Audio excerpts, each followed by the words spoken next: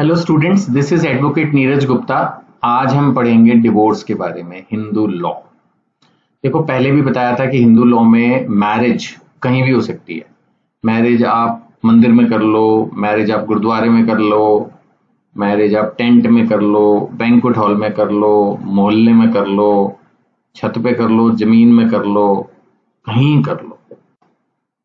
लेकिन divorce routine में family court ही दे सकती है। आप अपने मन से डिवोर्स ले लो, उसको ठीक है, बट उसकी लीगल वैल्यू नहीं है। और मैं पढ़ा रहा हूँ कानून, तो कानून में जो डिवोर्स के सेक्शन है वो हिंदू मैरिज एक्ट में ही दिए हैं। हिंदू मैरिज एक्ट है वैसे तो, ये डिवोर्स एक्ट नहीं है, बट डिवोर्स का अलग से कोई एक्ट नहीं है। तो हिंदू मैरिज एक्ट ही डिवोर्स को डील करता है और उसके ये चारों सेक्शन है काम के, जो हम इस वीडियो में पढ़ेंगे। लंबी जाएगी वीडियो।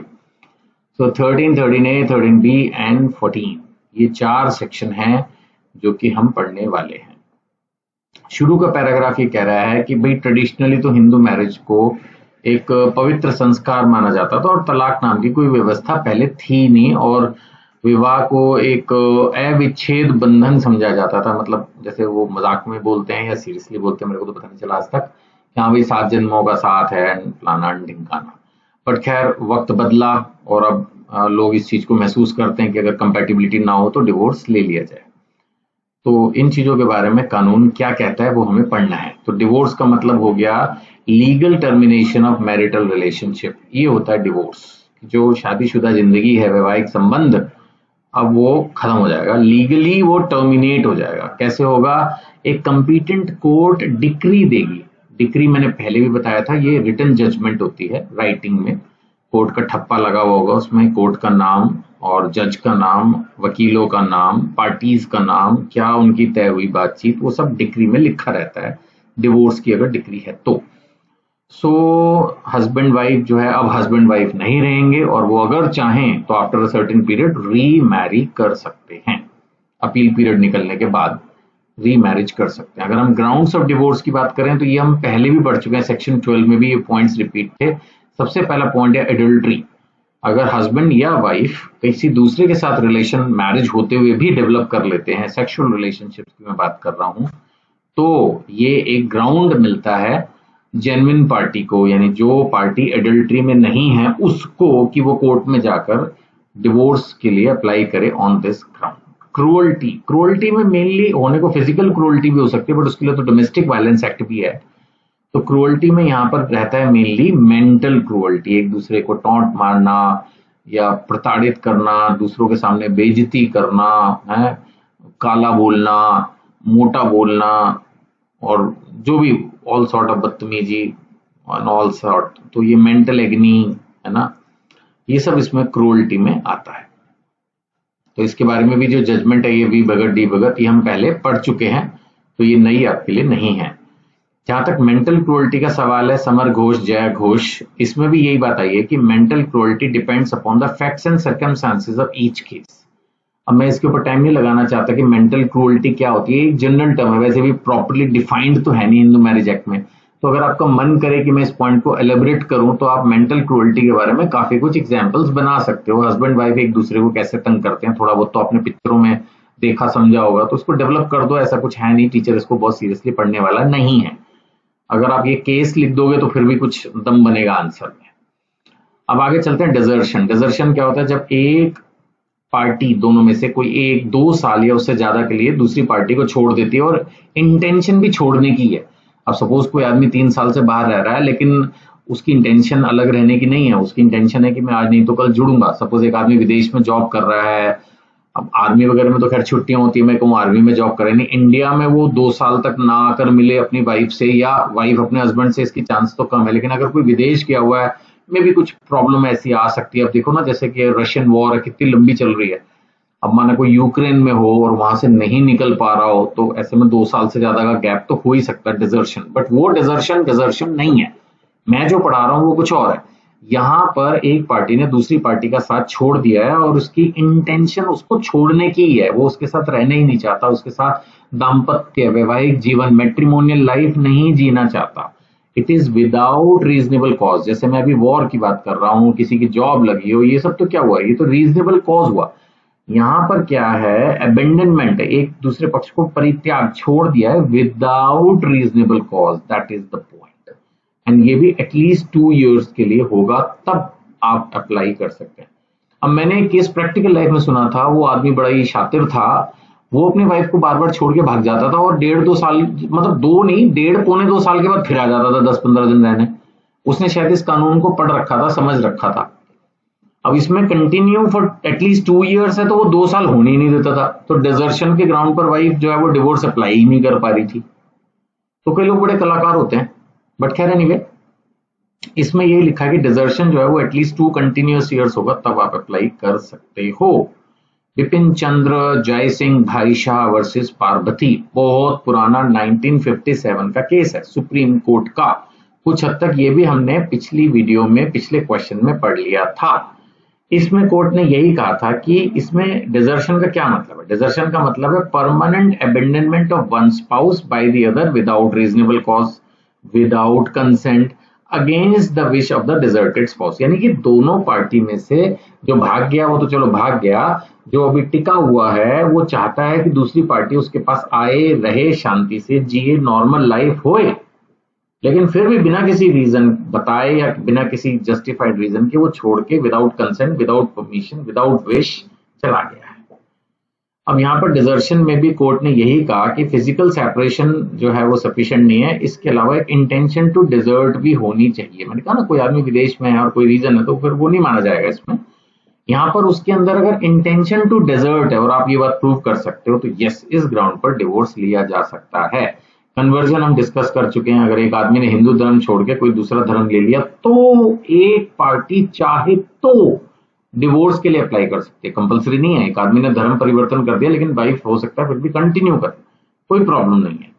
अनसाउंडनेस ऑफ माइंड, ये भी कोई कंपलसरी नहीं है, इसके बारे में भी हमने पहले केस पढ़ा था, आर लक्ष्मी नारायण वर्सेस शांति में। Every mental illness is not a ground for divorce, मतलब पहले भी हम पढ़ चुके हैं, इसलिए थोड़ा फास्ट चल रहा हूं कि भाई छोटा मोटा पागलपन, तब मैंने मजाक में बोला था कि छोटा मोटा पागलपन तो सब में ही होता है, तो पागलपन ऐसा छोटा मोटा पागलपन नहीं है ये अनसाउंडनेस ऑफ माइंड ऐसा है कि दो लोग एज ए हस्बैंड वाइफ रह ही नहीं सकते, बच्चे नहीं पैदा कर सकते, एक दूसरे के साथ रह ही नहीं सकते कंपैटिबल वे में, दूसरे बंदे को इतने पागलपन के दौरे पड़ते हैं या वो इतना मेंटली सिक है, तो फिर ये एक ग्राउंड हो सकता है कि हाँ दूसरे बंदे को अलाउ किया जाए कि चलो भैया डिवोर्स ले लीजिए। इसके अलावा अगर सेक्सुअल उनको कोई डिसीजेज हैं, वेनरल डिसीज, संक्रामक यौन रोग जो दूसरे को हो जाएंगे, आई थिंक मैंने इसके बारे में रिसर्च कर लेनी चाहिए थी, बट आई थिंक जैसे HIV can be an example, तो इस सिचुएशन में आप डिवोर्स अप्लाई कर सकते हैं। रेनंसिएशन, कई बार कोई आदमी परेशान होकर संन्यास ले लेता है या अपनी खुशी से ही ले लेता है, मैं क्यों बोलूँ कि परेशान होकर ले लेता है, सपोज उसने अपनी खुशी से संन्यास ले लिया, अब संन्यास ही ले लिया तो फिर तो कुछ चैप्टर बचा ही नहीं, अब तो वो तो चला ही गया बंदा छोड़ के संन्यास, तो फिर देन आप डिवोर्स अप्लाई कर सकते हैं। और 7 साल तक जब बंदे के बारे में पता ही ना हो तो प्रिजम्पशन ऑफ डेथ मानकर उसको भी डिवोर्स दिया जा सकता है। अब 13(1)(a) में जो है कुछ और भी हम पॉइंट्स जो है वो पढ़ेंगे 13(1)(a) में। इसमें 2 हैं, एक हमने आपको पढ़ाया था जुडिशियल सेपरेशन, एक हमने आपको पढ़ाया था restitution of conjugal rights. Restitution of conjugal rights RCR में सेक्शन 9 में मैंने पढ़ाया था कि कोर्ट बोलती है वाइफ को, अगर वाइफ सपोज मान के चलो कि घर छोड़ के चली गई है, कोर्ट उसको बुला के बोलती है कि आप अपने हस्बैंड के साथ रहिए, मैंने ये एग्जाम्पल लिया था। अब अगर वो सपोज 1 साल तक नहीं रहती तो फिर हस्बैंड के पास एक ग्राउंड मिल जाता है कि भैया वो डिवोर्स के लिए अप्लाई कर सके। ऐसी जुडिशियल सेपरेशन भी अगर 1 साल से ऊपर हो चुका है, थोड़ी कि सारी जिंदगी जुडिशियल सेपरेशन ही चलता रहेगा, तो 1 साल के बाद फिर जो है कोई चांसेस अगर नहीं है तो 1 साल के बाद फिर डिवोर्स के लिए अप्लाई कर सकते हैं। It can be one of the ground जिस पर आप, इसका मतलब ये नहीं है कि फिर डिवोर्स हो ही जाएगा ना, अभी फिर से आपको डिवोर्स अप्लाई करना पड़ेगा। सपोज जुडिशियल सेपरेशन हो गई 1 साल से ऊपर और कोई उनके दिमाग में शांति नहीं आई कि दोनों साथ रहना शुरू करें, तो अब इस ग्राउंड पर कोई एक पार्टी कोर्ट में जाकर डिवोर्स अप्लाई करेगी, कोर्ट उन फैक्ट्स को कंसीडर करके दोबारा से सारा केस चल के फिर डिवोर्स होगा, इतनी शांति से डिवोर्स नहीं होता। ऐसे ही कंज्यूगल राइट्स का डिसीजन अगर सपोज कोर्ट ने कर दिया और 1 साल तक, मैं फिर अपने एग्जाम्पल को ही लेके चल रहा हूं, होने को रिवर्स एग्जाम्पल भी हो सकता है, वाइफ जो है वो मायके बैठी हुई है, 1 साल से ऊपर हो गया, डिसीजन भी हो गया कोर्ट का, तो फिर हस्बैंड के पास ये राइट आ जाएगा कि वो 1 साल के बाद डिवोर्स के लिए अप्लाई कर सकता है, राइट। अब सेक्शन 13(2) में वाइफ को कुछ एडिशनल पॉइंट्स दिए गए हैं कि जब वो डिवोर्स के लिए अप्लाई कर सकती है। ये पॉइंट्स जो हैं अब ओनली वाइफ के लिए हैं। अभी तक हम पढ़ रहे थे दोनों पार्टी दोनों पार्टी दोनों पार्टी, अब हम बात कर रहे हैं सिर्फ वाइफ की। वाइफ के पास कब एक्स्ट्रा पॉइंट्स मिलेंगे? पहला, हस्बैंड के पास पहले से एक और वाइफ है, बट ये पुराना पॉइंट है, बिफोर द एक्ट। आज थोड़ी एक्ट था, 1955 में था, तो अब तक तो सब भगवान के घर से धार गए होंगे मोस्ट प्रोबेबली, तो ये पॉइंट रेलेवेंट नहीं है, छोड़ दो इसको। दूसरी वाइफ तो हो ही नहीं सकती आज की तारीख में, ये पुराना फंड है। सेकंड पॉइंट क्या है? हस्बैंड जो है गिल्टी है किस चीज के लिए? 3 अपराध है। मतलब पहला है रेप। अब मैरिटल रेप तो होता नहीं, इसका मतलब अगर उसने रेप किया है तो किसी और महिला का कर दिया, तो इस सिचुएशन में दूसरी महिला के रेप के लिए अगर हस्बैंड गिल्टी है तो वाइफ के पास ये राइट है कि वो डिवोर्स अप्लाई कर सकती है। दूसरा पॉइंट होता है सोडमी। सोडमी है अप्राकृतिक यौनाचार। प्रैक्टिकली इसको आज की भाषा में अगर हम समझें तो एनल सेक्स और ओरल सेक्स। अगर ये उसने अपनी वाइफ को फोर्स किया इन चीजों के लिए तो उसके पास ये ग्राउंड है कि वो डिवोर्स के लिए अप्लाई कर सकती है। और फिर है बेस्टियलिटी। इसका मतलब है कि पशुओं के साथ यौनाचार, सेक्स विद एनिमल्स। इसमें भी अगर हस्बैंड ने ऐसी हरकत की है तो वाइफ के पास एक राइट है कि वो डिवोर्स के लिए अप्लाई कर सकती है। देन इसके बाद अगर मेंटेनेंस की डिक्री कोर्ट ने पास कर दी और फिर भी 1 साल तक उनका रिलेशनशिप अभी भी नहीं बना, सपोज कोर्ट में सिर्फ मेंटेनेंस का केस चला, वाइफ ने बोल दिया जी मेरे को पैसे ठीक से नहीं देता, चाहे वो साथ रह रही है या नहीं रह रही, मैं फिलहाल उस पर जा ही नहीं रहा। मेंटेनेंस के केस में डिसीजन हो गया कि हस्बैंड को वाइफ को मेंटेनेंस देनी है, डिग्री पास हो गई, और फिर भी उन दोनों ने एज ए हस्बैंड वाइफ साथ रहना शुरू नहीं किया और 1 साल से ऊपर इस बात को बीत चुका है, तो अब वाइफ के पास ये राइट एडिशनल दे दिया गया है कि वो चाहे तो फिर डिवोर्स ले, वैसे भी मेंटेनेंस तो उसको मिल ही रही है, बात खत्म। और तीसरा पॉइंट दिया है, अगर एक लड़की की शादी 15 साल की उम्र से पहले ही हो गई थी, marriage was solemnised before she attend 15 year, बचपन में, हिंदू की बात कर रहा हूं, 15 साल से छोटी लड़की की शादी हो गई थी और उसने फिर उस शादी को खुद ही आगे बढ़कर कैंसिल कर दिया 18 की होने से पहले, रेप्यूडिएटेड बिफोर अटेनिंग 18, तो इसको भी हम एक डिवोर्स का ग्राउंड मान सकते हैं और उसको मिल जाएगा। अब आते हैं हम 13B पर। ये प्रैक्टिकल लाइफ के अंदर एक रेलेवेंट सेक्शन है जिसमें मेरे को लगता है, मेरा अंदाजा है 5 से 10% लोग जाते हैं, 90% लोग तो लड़ते ही रहते हैं, तो वो तो फिर 13(1) में क्रूल्टी क्रूल्टी क्रूल्टी खेलते हैं। बट 10% 5% लोग समझदार होते हैं कि भैया नहीं चल रही मैरिज, तो मैरिज तो फेल हो ही गई, डिवोर्स को सक्सेस कर दो कम से कम।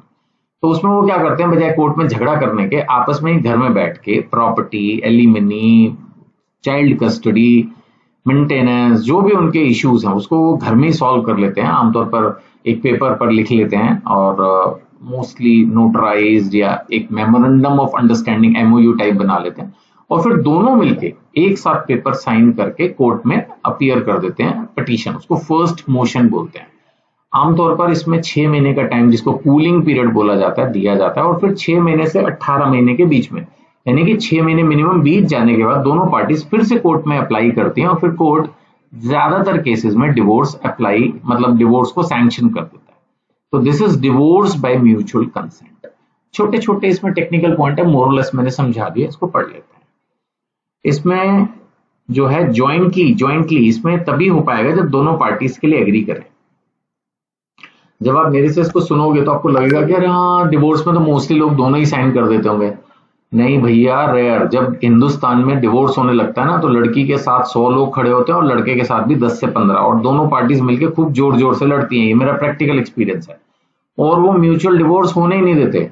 उसमें प्रैक्टिकली लड़कियां जो है वो झूठे सच्चे हर तरह के केस लगा देती हैं, डोमेस्टिक वायलेंस, डाउरी, फलाना ढिमकाना, और लड़का जो है क्रूल्टी का ग्राउंड लगा के डिवोर्स फाइल कर देता है। दोनों पार्टियां लड़ती रहती हैं। ये म्यूचुअल डिवोर्स का सेक्शन बहुत कम यूज होता है कोर्टों में, ज्यादातर पार्टियों को लड़ने का ही शौक होता है। खैर, अगर दोनों पार्टियां एग्री कर जाएं कि साथ नहीं रह सकते तो हो भी सकता है। तो इसलिए ज्वाइंट पिटीशन होती है, दोनों के साइन होते हैं, तब जाके काम चलता है। अब इसमें इनको यह है कि living separately for a period of 1 year और मोर, कंडीशन यही है। आगे चल के ये भी बताऊंगा कि शादी हिंदुओं में अगर हो जाए तो 1 साल तक तो वैसे भी डिवोर्स नहीं होता। और इसमें भी इन्होंने ये कंडीशन लगा दी है कि दोनों पार्टीज जो हैं वो अलग अलग रह रही हो कम से कम 1 साल से, चाहे घर के अंदर रह रही हो अलग अलग, मतलब एक दूसरे के साथ कोई सेक्सुअल इंटरकोर्स नहीं है, और या फिर अलग ही रह रहे हो, तो बात ही खत्म। और जो है अब नहीं लग रहा कि वो साथ रह पाएंगे और म्यूचुअली उन्होंने एग्री किया है कि हाँ जी इस मैरिज को खत्म किया जाए, बहुत हो गया, और ज्वाइंटली जो है वो डिस्ट्रिक्ट कोर्ट के पास जाएंगे। डिस्ट्रिक्ट कोर्ट में ही फैमिली कोर्ट होती है, वहां पर आपको पिटीशन लगानी होगी। यहाँ पर क्लियर कर दिया गया है लिविंग सेपरेटली का मतलब ये नहीं है कि अलग घर हो, साथ साथ रह रहे हैं लेकिन एज ए हस्बैंड वाइफ नहीं रह रहे हैं तो भी ये केस लग सकता है। फिर सेकंड मोशन, फर्स्ट मोशन कौन सी होगी, जिस दिन पिटीशन अप्लाई होगी। फिर सेकंड मोशन मिनिमम 6 महीने के बाद होगी, ठीक है ना। तो पार्टीज जो है दोबारा कोर्ट में जाएंगी, नॉट अर्लियर देन 6 मंथ्स, 6 महीने का मिनिमम पीरियड होगा। अभी एक सुप्रीम कोर्ट की रूलिंग बताऊंगा जिसमें 6 महीने के पीरियड को कंपलसरी नहीं बताया, उन्होंने बोला कि ये एक सजेस्टेड पीरियड है और ये पीरियड वेव ऑफ भी किया जा सकता है, बट प्रैक्टिकल लाइफ में बहुत कम होता है। आमतौर पर 6 महीने का वेट किया ही जाता है और मैक्सिमम आपको 18 महीने के अंदर अप्लाई करना होता है। और कोर्ट दोनों पार्टीज को सुनती हैं और ये बात समझते हैं कि मैरिज जो है वो पहले तो वैलिड थी। नेचुरली जिस मैरिज को आप तोड़ रहे हो उसकी पहले वैलिडिटी भी तो चेक करेंगे, कभी हुई भी तो थी। डिवोर्स तो उसी को दोगे ना जिसकी मैरिज हुई होगी, तो पहले मैरिज को चेक करेंगे तो मैरिज वॉज वैलिडली सोलमनाइज्ड। फिर उनकी स्टेटमेंट्स जो है वो सब सही है, दोनों पार्टीज की कंसेंट फ्री है, जेन्युइन है, किसी को मारपीट के नहीं खड़ा किया हुआ, तो फिर एक डिक्री ऑफ डिवोर्स जो है वो कोर्ट पास कर देगी और फिर शादी खत्म, जाओ जिसको जो करना है।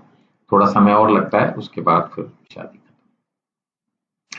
कूलिंग ऑफ पीरियड मैंने बताई दी आपको 6 महीने का होता है। इसमें ये केस याद रख सको तो मेरे भाई बहुत अच्छा होगा, अमरदीप सिंह वर्सेस हरवीन कौर। क्या बोला कोर्ट ने कहा, this period is directory and not mandatory. Court ने कहा कि आप चाहो तो 6 महीने का पीरियड वेव ऑफ कर सकते हो एप्रोप्रिएट केसेस में जहां पर आपको लगता है there is no possibility of reconciliation. Actually 6 महीने का पीरियड दिया किस लिए, इसलिए थोड़ी ये कोर्ट बिजी है, इसलिए दिया कि भाई देख लो अभी भी, चलो तुमने डिवोर्स पिटीशन फाइल कर दी कोई बात नहीं, अभी भी देख लो अगर साथ रह सकते हो तो रह लो भाई लोग, लेकिन अगर कोई बिल्कुल ही नहीं रह सकता तो फिर क्या हो सकता है, छोड़ो। इसलिए इस केस में सुप्रीम कोर्ट ने कह दिया देख लो नहीं मानते तो 6 महीने के अंदर भी कर दो। Available only when both spouses consent. अब ये ब्रीफ में चल रहा है सारा, और कंसेंट जो है वो जब तक डिक्री पास नहीं होती तब तक रहनी चाहिए। अगर एक पार्टी ने भी केस विड्रॉ किया तो फिर लड़ाई दोबारा शुरू, जंग चालू। Court must be satisfied consent is voluntary, और उनके जो भी इश्यूज है maintenance, alimony, child custody, visitation right, ये सब उनको आपस में खुद ही सॉल्व करना होगा, कोर्ट इसमें कोई डिस्कशन नहीं करेगा। अगर एक पार्टी ने अपनी कंसेंट विड्रॉ कर ली, सपोज पहली पिटीशन में दोनों साफ साफ आके खड़े हुए थे कि हमें डिवोर्स चाहिए, 3 महीने के बाद लड़के या लड़की किसी एक का दिमाग घूम गया कि मेरे को डिवोर्स नहीं चाहिए, तो नहीं होगा, 13 भी कैंसिल। फिर आपको लड़ना है दोनों में से जोन सी भी पार्टी को, तो 13-1 तो खैर हमेशा जिंदा रहता है कि जो चाहे जब चाहे डिवोर्स अप्लाई कर दे 1 साल की शादी होने के बाद। लेकिन म्यूचुअल डिवोर्स तभी होगा जब दोनों पार्टी शांति से खड़ी रहेंगी, कोर्ट में झगड़ा नहीं करेंगी, जज को दिखेगा कि दोनों पार्टी म्यूचुअली पीसफुली डिवोर्स लेना चाहते हैं तो होता है, नहीं तो नहीं। सुरेश देवी versus Om Prakash.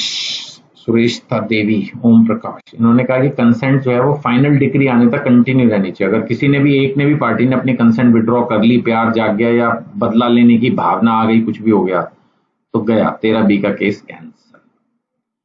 Bar to divorce, no petition within 1 year of marriage. Hindu marriage act में लिखा हुआ है कि 1 साल तक आप जो है वो डिवोर्स के लिए अप्लाई नहीं कर सकते। यानी आपने किसी लड़की से शादी की और बाय द वे मान लेते हैं फर्स्ट नाइट को लगा अरे बाप रे मैं इसके साथ नहीं रह सकता, या लड़की को लगा मैं इस लड़के के साथ नहीं रह सकती, तब भी दोनों 1 साल तक पति पत्नी रहेंगे, सोच के ही शादी करनी चाहिए।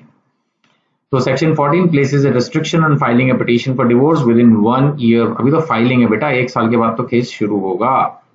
तो यहाँ पर यही कहा जा रहा है, ऑब्जेक्टिव है ताकि कोई भी ऐसे जल्दबाजी में डिवोर्स ना हो जाए एंड उनको एक अपॉर्चुनिटी मिलनी चाहिए, एडजस्ट करो। एक्सेप्शनल हार्डशिप अगर हो रही है, एक्सेप्शनल डेप्रेविटी है, कोई ऐसा लग रहा है कि भाई बहुत ही गड़बड़ है मामला, तो कोर्ट अलाउ कर सकती है। बट मैंने प्रैक्टिकल लाइफ में ये एक्सेप्शनल सर्कमस्टांसेस नहीं देखे। इट इज वेरी डिफिकल्ट कि आप कोर्ट को प्रूव करो कि जी मेरा एक्सेप्शनल केस है 1 साल के अंदर कर दो, नहीं मानते जजेस। फैमिली लाइफ के मामले में 1 साल का पीरियड देते हैं बेटा, अभी सोचो। ये एक्सेप्शनल हार्डशिप जो है ना, ये रियली एक्स्ट्राऑर्डिनरी नेचर की होनी चाहिए। सिंपल प्रॉब्लम्स को कोर्ट नहीं सुनने वाला है, तो बहुत ही समझो कि टिपिकल सिचुएशन होगी तो 1 साल के अंदर डिवोर्स मिलेगा, नहीं तो नहीं मिलेगा, क्योंकि कोर्ट ही चाहती है कि there is a reasonable opportunity of reconciliation between the parties, दोनों को कम से कम 1 साल मिले।